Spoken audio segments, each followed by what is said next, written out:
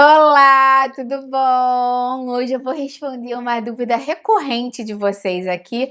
Qual é a melhor farinha para substituir a farinha de trigo? Muitas pessoas não querem comer farinha de trigo por uma questão, às vezes, do glúten, tem algum tipo de intolerância, doença celíaca. Outras pessoas não querem porque ela aumenta muito a glicemia e também porque é pobre em nutrientes, né? Pobre em fibras, pobre em nutrientes de uma maneira geral. E falam, Patrícia, o que eu posso usar como alternativa, que fique gostoso, que dê certo nas minhas preparações e que o custo não seja muito alto, tem que levar tudo isso em consideração, né? Fica aqui comigo que eu vou fazer uma revisão das principais farinhas para você não vai querer perder. Antes de mais nada, se você é novo, seja bem-vindo, se inscreve no canal, ativa o sininho, eu tenho vídeo novo todos os dias, você não vai querer perder. Inclusive de receitas sem farinha de trigo, vou deixar um link aqui embaixo com essa playlist que eu sei que você adora, já que você está assistindo esse vídeo. E se você conhece alguém que quer mais dicas e quer saber mais sobre as diferentes farinhas, qual delas é a mais saudável, qual delas é a mais indicada, compartilha esse vídeo, vamos juntos e você ampliar essa corrente do bem, que é isso que eu mais quero aqui com o canal. Muitas pessoas também falam, Patrícia, qual a melhor farinha? A melhor farinha é a farinha de coco, a farinha de berinjela, é a farinha de amêndoa, é a farinha de aveia. Fala um pouquinho mais sobre essas farinhas. Então pronto, vou falar aqui agora, vamos começar. O trigo é um cereal, né, gente? Então quando a gente pensa em buscar algum substituto para o trigo, a primeira coisa que vem à nossa mente é a gente buscar algum substituto que seja também um cereal ou um grão para ter o mesmo tipo de composição, mais ou menos. E uma opção super interessante é a farinha de aveia, que inclusive eu uso muito aqui no canal, em várias preparações que eu faço. Por que eu uso muito a farinha de aveia? Ela é super rica em fibras, super rica em beta-glucana, muito boa quantidade de proteínas. E claro que ela tem carboidrato, mas é um carboidrato de mais lenta absorção do que a farinha de trigo. Então uma opção muito interessante, até porque o sabor dela é bem neutro. Ela vai bem com preparações doces, preparações salgadas. E quando você coloca, às vezes, algum tipo de fermento ou levedura, ela cresce bem, dá uma fofura, uma textura legal. E o preço é muito bom também.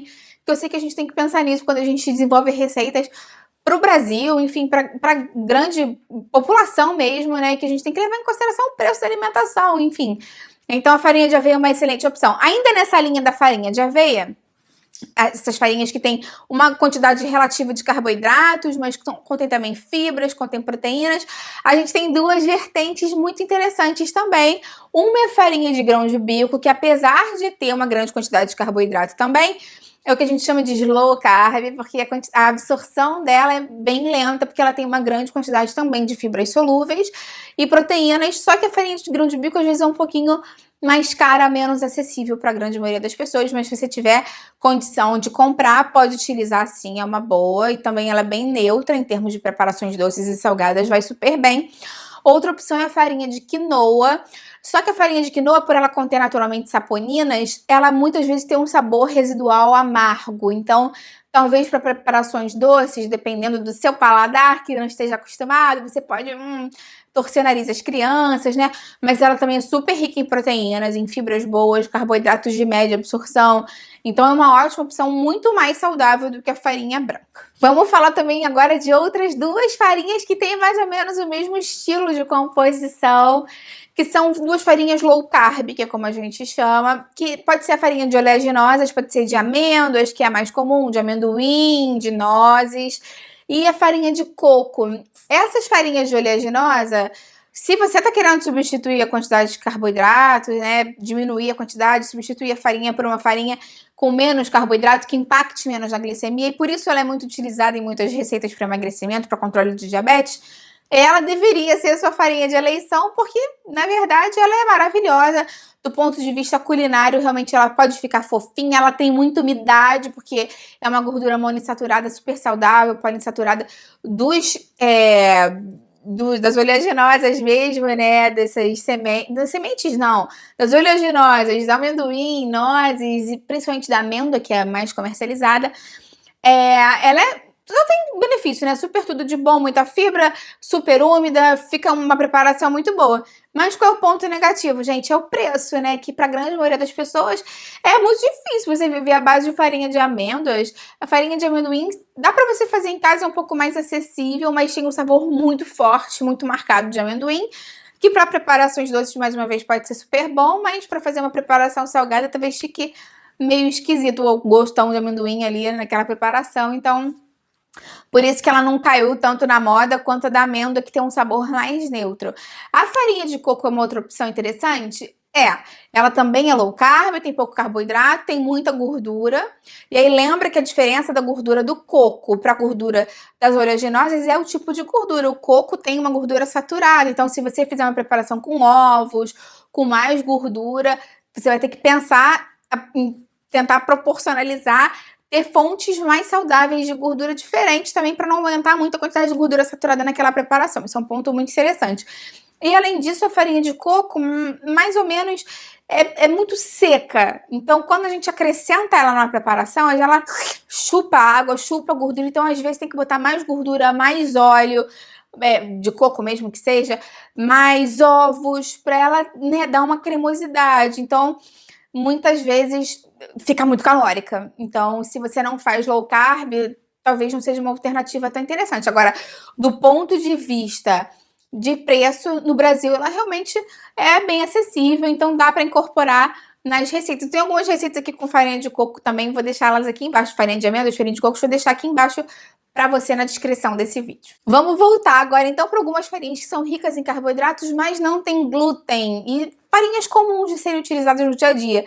A gente tem a farinha de arroz, que pode ser arroz branco, farinha de arroz integral, e a farinha de milho, na verdade o amido de milho, que é dela que eu quero falar mais especificamente, para panificação, né, para fazer molho, é super comum de a gente utilizar aquela que é bem branquinha mesmo. Com relação à farinha de arroz e o amido de milho, gente, a quantidade de carboidrato é bem alta, a quantidade de fibras é bem baixa. A farinha de arroz integral tem um pouquinho de fibra, então um pouquinho melhor, mas mesmo assim a quantidade de carboidrato é muito alta, a quantidade de fibras relativamente é super baixa, vão dar muito pico de insulina. Se você tem uma restrição a glúten e você precisa de fontes alternativas, às vezes para acrescentar algum pão, alguma receita, podem ser opções saudáveis para você, mas para a grande população que não restringe glúten, não são as melhores opções, porque na verdade é como se estivesse trocando 6 por meia dúzia com relação à farinha de trigo branca. Claro que para fazer algumas preparações sem glúten, às vezes a gente utiliza um pouquinho desse amido de milho ou da farinha de arroz para dar mais fofura, para ela crescer mais. E aí, nesses casos, a gente acrescenta alguma dessas outras farinhas com mais fibra, como é o caso da farinha de amêndoas, por exemplo.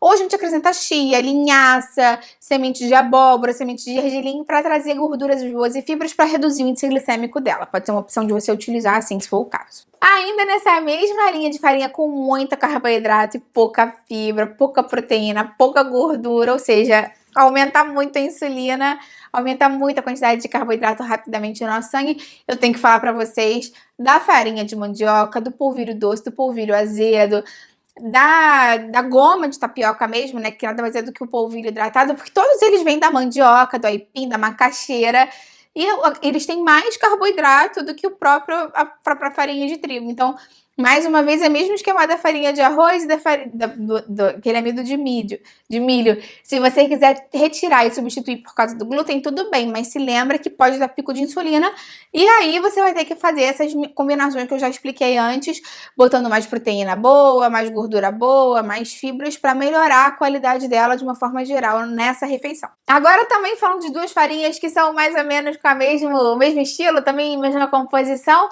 farinha de berinjela e farinha de maracujá.